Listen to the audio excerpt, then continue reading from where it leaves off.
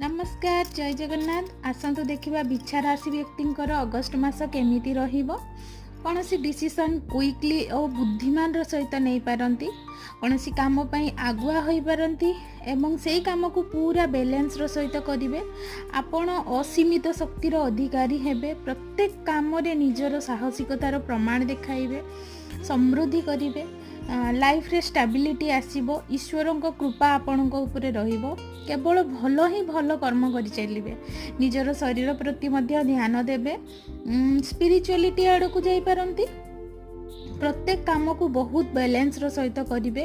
Overall ए मास आपण निजर emotion को बहुत कंट्रोल रे रखी काम करि पारंती। किछि प्रपोजल आसी पारे आपणक पई, किंबा किछि गुड न्यूज आसी पारे। भगवान आपणक उपरे आशीर्वाद, भगवान आपणकर उपरे आशीर्वाद अच्छी। लाइफ रे स्टेबिलिटी आसीबो।